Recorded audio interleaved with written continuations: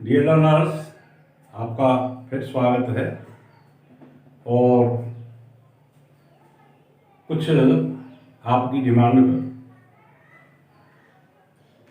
हम ये वीडियो बना रहे हैं ताकि आपकी शंका दूर हो जाए कि किस प्रकार राल्ट के नियम से अणुभार की गणना की जाती है, क्योंकि हमारे पास इस तरह की सूचना आई थी उन पर, तो उसके आधार। दूसरा ये कि इसकी लिमिटेशंस क्या हैं और इसके उपयोग क्या है। तो देखिए, सबसे पहले हम लिमिटेशंस की बात कर लेते हैं। लिमिटेशन ये है कि ये नियम आदर्श विलयनों पर ही लागू होता है। यदि आप 100% लागू करना चाहते हैं तो आदर्श विलयनों पर बनता है, और यदि अत्यंत तन विलयन है तो उनमें भी ये नियम लागू हो जाता है। यह उन विलयनों पर भी लागू नहीं होता जिनमें विलायक और विलेय आपस में क्रिया करते हों। ऐसा नहीं है कि कोई विलेय किसी विलायक में क्रिया कर ले तो उस विलयन में ये नियम लागू नहीं होता है। यह नियम उन विलयनों पर भी लागू नहीं होता जिनमें विलेय संगुणित हों। संगुणित माने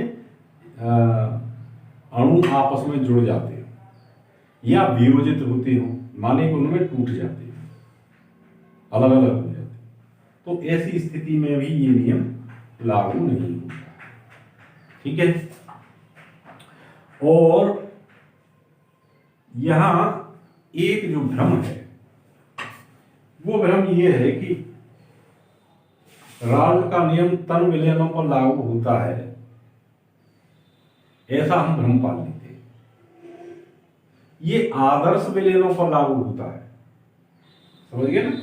हमने ये पहले बता रखा है कि ये आदर्श विलयनों पर लागू होता है, और आदर्श विलयन और तन विलयन दोनों अलग अलग चीजें। आदर्श विलयन वो विलयन होते हैं जिनमें कि राल्ट का नियम का पालन पूर्णतः होता है, वो आदर्श विलयन। और मैं कह रहा हूं कि तन विलयनों पर जब लागू होता है जब वो अत्यंत तन हो, लेकिन 100% नहीं। ये बात आप समझ लीजिए। तो ये भ्रम आप नहीं पालिएगा कि आदर्श विलयन और तन विलयन दोनों एक चीज है। ये भ्रम बिल्कुल स्पष्ट कर लीजिए। दूसरा, अब इसका उपयोग क्या है कि राल्ट के नियम की सहायता से हम वाष्प दाबों का प्रयोगात्मक मान, अभी हम बताएंगे कि वाष्प दाबों का प्रयोगात्मक मान कैसे निकालते हैं, तो ये किसी नेक्स्ट वीडियो में देंगे आपको। तो वाष्प दाबों का प्रयोगात्मक मान ज्ञात करके जो पदार्थ विलेय किया गया है उसके अणुभार की गणना कर सकते हैं। अब देखिए, अणुभार की गणना कैसे करते हैं ये बात आप समझ लीजिए। ठीक है। तब फिर हम आपको थोड़ा गणितीय नियम भी बताएंगे। अब गणना क्या है उसके लिए हम एक, देखिए, एक व्यंजक है हमारे पास, इसका सूत्र है। इसका सूत्र है P0 minus P upon P। ये क्या है? आपेक्षिक अवनमन है, वाष्प दाबों का आपेक्षिक अवनमन है। ठीक है। तो वाष्प दाबों का आपेक्षिक अवनमन बराबर n upon n equal to, अब इसकी जगह पे ये क्या है? हमारे मोल अंश। ठीक है। तो मोल अंश की जगह पे हम इनके मान रख देते हैं। क्या? देखिए, ये W अपॉन m, ये W ग्राम में भार है, ये अणुभार है, बटे W dash upon m dash. ये विलेय है, विलेय, और ये विलायक का है। समझ गए ना। अब या हम इसको ऐसे कर सकते हैं कि W/m into m dash upon W। ठीक है, तो एक तो हमारा ये व्यंजक है जिससे हम गणना कर लेते हैं। ठीक है, एक हमारा दूसरा व्यंजक है P0 minus P upon P0 equal n upon n plus n। उससे ये ज्यादा एक्यूरेट है। ठीक है, तो इक्वल टू क्या होगा, W/m upon W/m A plus W dash upon m dash. ठीक है, इससे ये क्या है, यहां पर इन दोनों में ये दो मान लीजिएगा, तो यहां पर m व m डैश क्रमशः विलेय तथा विलायक के अणुभार है। ठीक है, तो इनसे जब इससे हम कैलकुलेशन करते हैं अणुभार की तो सरल हो जाती है ना, लेकिन जब इससे कैलकुलेशन करते हैं तो हमारी कैलकुलेशन थोड़ी कठिन हो जाती है, थोड़ी सी कठिन हो जाती है। तो इसलिए हम क्या करते हैं कि एक सरल व्यंजक का निगमन अणुभार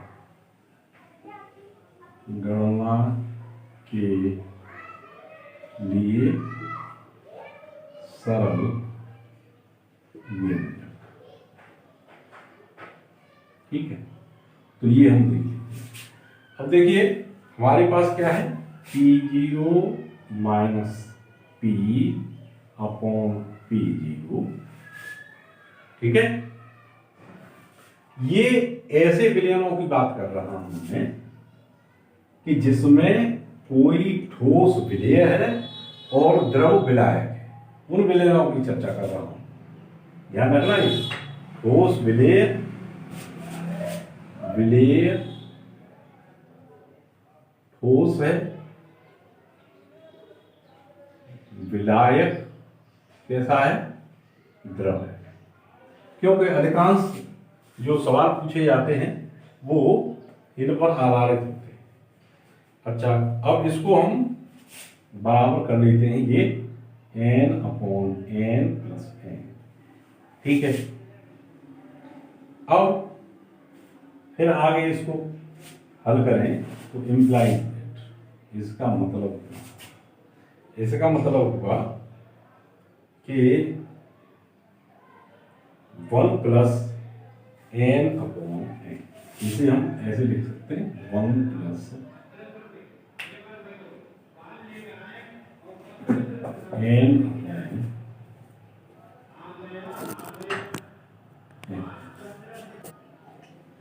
तो इसे हम ऐसे लिख सकते हैं, या P0 minus P upon P, ये एक इधर लिया है, -1 equal to n upon n, ऐसे लिख सकते हैं। ठीक है, या इसी को हम ऐसे कर सकते हैं, इसका मतलब ये होगा कि देखिए, अब ये एलसीएम ले लें, मैं आपको यहां करके दिखा देता हूं। P0 minus P upon P है ना, माइनस P, ये हो गया। ठीक है, अब P से P कैंसिल आउट हो जाएगा। ठीक है, तो यहां क्या बचेगा, P0 है ना, भाई ये एक है तो इसका एलसीएम लेंगे और इसका गुणा करेंगे तो ये कंडीशन बनेगी। तो इसका मतलब क्या होगा, इसका मतलब हुआ इम्प्लाइज दैट कि थोड़ा और सरल करनी थी, इसे ऊपर कर लेंगे तो P upon P0 minus P equal to N upon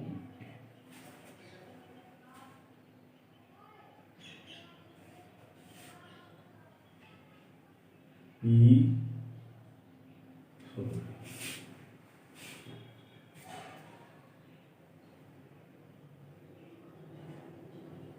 ठीक है,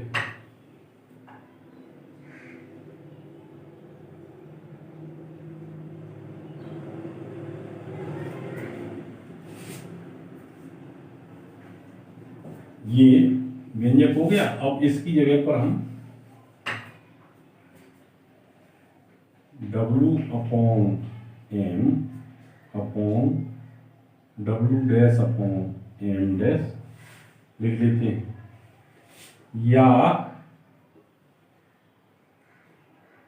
P upon P0 minus P equal to ऐसे कर लें तो W upon M into M dash upon W, ये हो जाएगा। ठीक है, तो इससे हम सरलता से गणना कर, तो ये के व्यंजक आपकी समझ में आ गए होंगे। अब मैं कुछ गणितीय सवाल लेकर के आपके सामने चर्चा करता हूं। ठीक है, ये बात समझ में आ गई है मेरे ख्याल से, आप नोट कर लेंगे, नोट कर लीजिए इसको अभी और फिर मैं बताता हूं।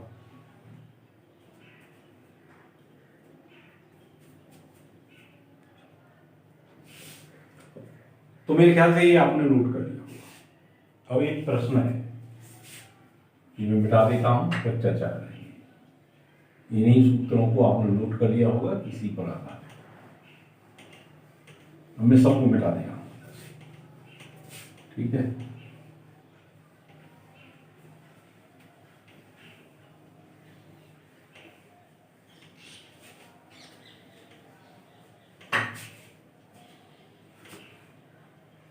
और हमारा प्रश्न है कि पानी का वाष्प दाब 25% कम होने के लिए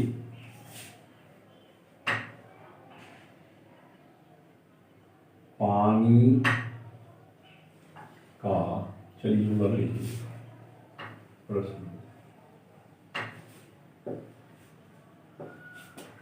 यहां से लिखा लीजिए पानी का वाष्प दाब 25% कम, 25% कम होने के लिए 100 ग्राम पानी में कम होने के लिए 100 ग्राम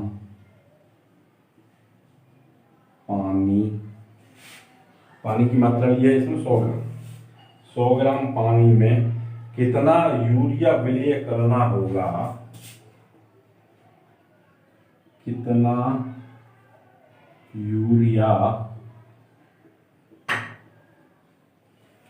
विलय करना होगा। ठीक है, कितना यूरिया विलय करना होगा, और तो ये हम इसमें चर्चा कर रहे हैं। ठीक है, अब हमारे पास सूत्र है P0 माइनस P, अब पहली तरह से गणना करके P0 minus P upon P0, ये हमारा पहला सूत्र है, equal to N upon N equal to W upon M into M dash upon W dash. ठीक है, तो इसी सूत्र का हम उपयोग कर रहे हैं।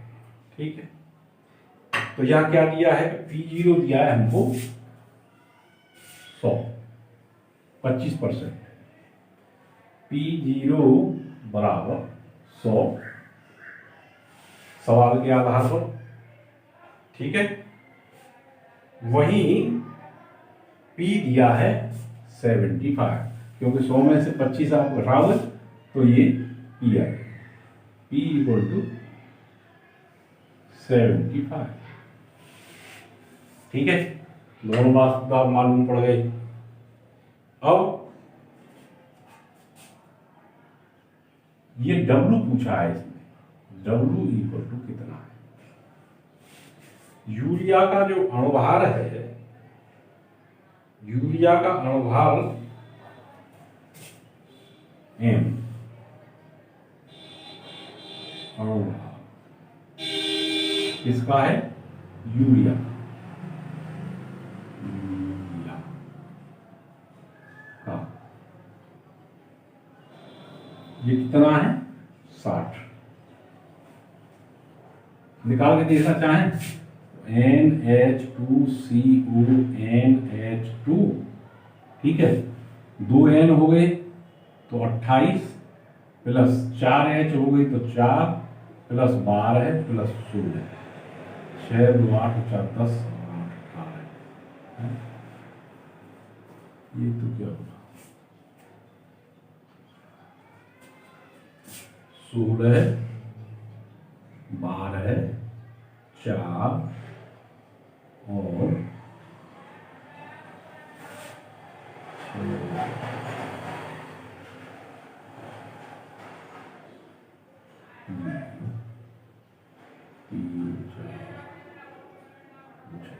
ठीक, ये इक्वल टू हो गया 60।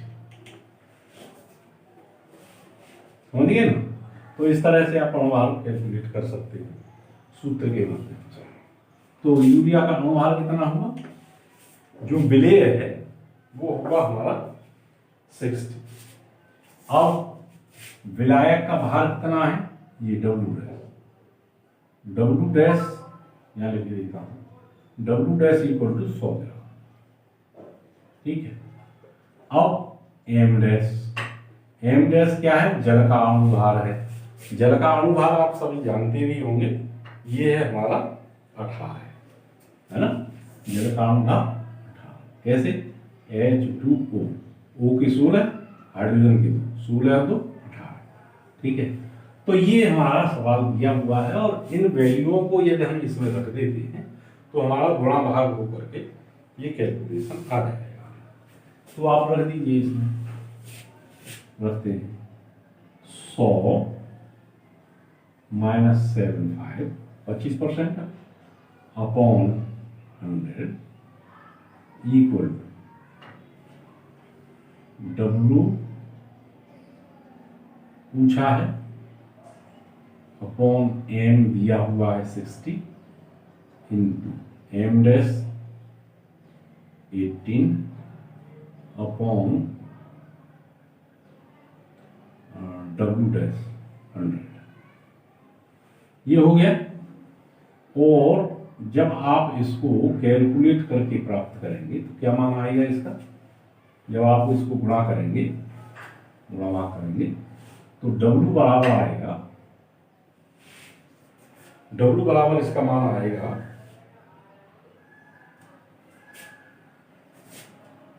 83.35 ग्राम, ये इसका मान आ जाएगा। ठीक है,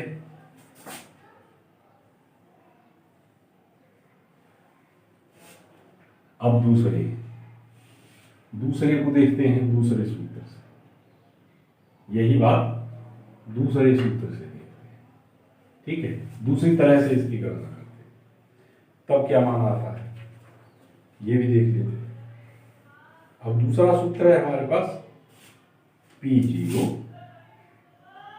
minus P upon P minus P upon P0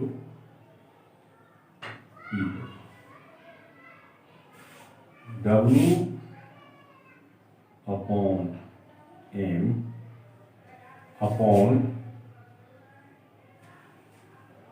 W upon M plus W dash upon M dash. अब यही जो वैल्यू है इसमें हम करते हैं तो क्या आती है 100 माइनस 75 अपॉन 100 इक्वल W है हमारा, W पूछा है upon M60 upon W upon 60 plus ये कितना दिया है W डैश 100 है अपॉन M डैश 80, ठीक है। इससे जब आप इसका गुणावा करते हैं तो W का मान तब W बराबर आता है 111.11 ग्राम। ये इस सूत्र से आता है। अब एक और सूत्र से देखते हैं जो हमने लास्ट में निगमन किया है। मैंने कहा ना कि सरलता के लिए जब हम गुणा करते हैं तो सरलता से हमने किया, वो है P0 minus P upon P0 equal to W upon M into M dash upon W dash. ये अब इस सूत्र में रख करके देखते हैं इसी चीज को, तो 100 माइनस 75 अपॉन 100 इक्वल W पूछा है M का मान 60 इंटू M डैश का मान 18 अपॉन W डैश का मान 100। तो इससे जो W का मान आ रहा है, इसे जब आप गुणा करेंगे तो W बराबर आएगा आपका 111.11। ये आ गया। तो मान लें हमने कठिन कैलकुलेशन से भी यही मान प्राप्त किया, जो हमने सरल सूत्र निगमन किया है उससे भी यही मान आया, और इससे ये मान गलत आया। तो देखिए ये तो है हमारा गलत उत्तर है, ठीक है।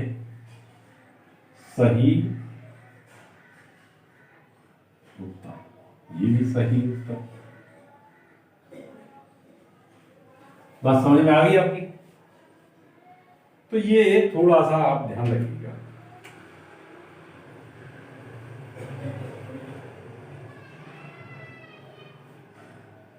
तो आप ये समझ लीजिए कि सरल के चक्कर में गलत से गणना मत करिएगा, वो गलत से गणना करना गलत होता है, ठीक है। क्योंकि किसी भी प्रश्न में इस सूत्र के लिए, ये वाला पहली गणना, इस सूत्र के लिए ये नहीं लिखा होता कि विलयन हमारा अत्यंततम है या सम। अत्यंततम विलयन है तभी तो हम ये लगाएंगे, लेकिन जब आपको कोई सवाल दिया जाता है तो वहां ये नहीं लिखा जाता कि ये अत्यंततम है। तो ऐसी स्थिति में फिर हम सरलता की वजह से इसलिए इसको लगाते हैं सूत्र को, और हमारे सवाल गलत हो जाते हैं। तो बंधुओं इस बात का आप ध्यान रखिएगा। मैंने तीनों ही तरीके से आपको इस सवाल को हल करके दिखा दिया है।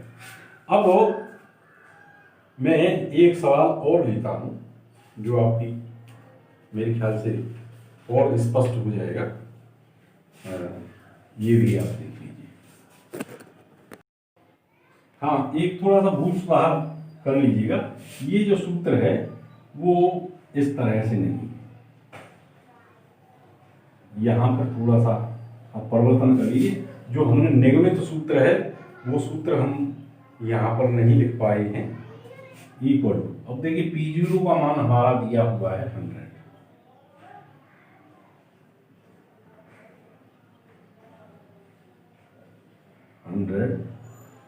माइनस P का मान दिया हुआ है 75 अपॉन 75। ठीक है, ये थोड़ा सा यहाँ गलत हो गया था कि हमने यहाँ क्या रख दिया था 20, हमने P0 को मान 100 रख दिया था यहाँ। ठीक है, ये भूल सुधार था। इसमें जो रखा है ये 100, इसकी जगह पे यहाँ 75। ये इस सूत्र में जो निगमित सूत्र था उसमें ही परिवर्तन था, यहाँ थोड़ा सा हमने P0 लिख दिया। तो अब ये सही उत्तर है। समझ में आ गया? तो ये कैलकुलेशन में अंतर है। आप ऐसे ही करना चाहते हैं तो फिर इस निगमित सूत्र से कीजिए। ठीक है, एक सवाल करके और दिखाता हूं मैं।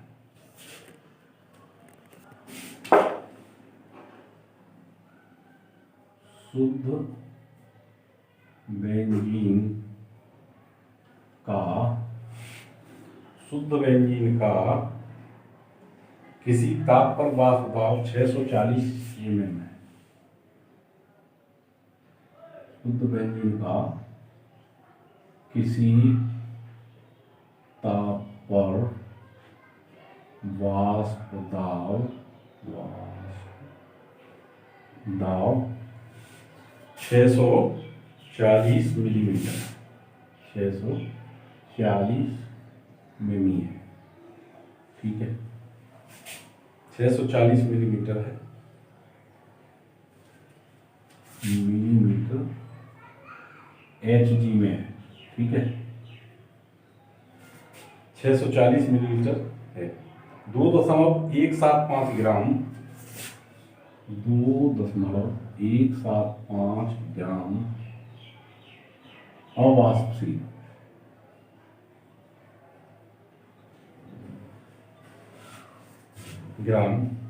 अवाष्पशील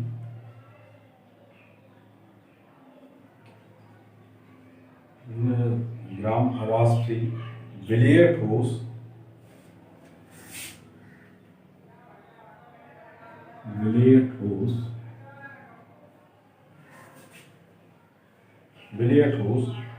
39.0 ग्राम बेंजीन में 39.0 ग्राम बेंजीन में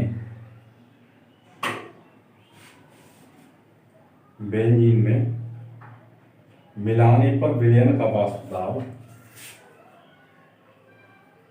मिलाने पर विलयन का वाष्प दाब, मिलाने पर विलयन का वाष्प दाब 600 मिमी HG हो जाता है,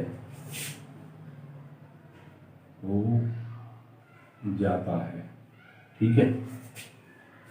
विलेय ठोस का अनुभार ज्ञात कीजिए। विलेय ठोस का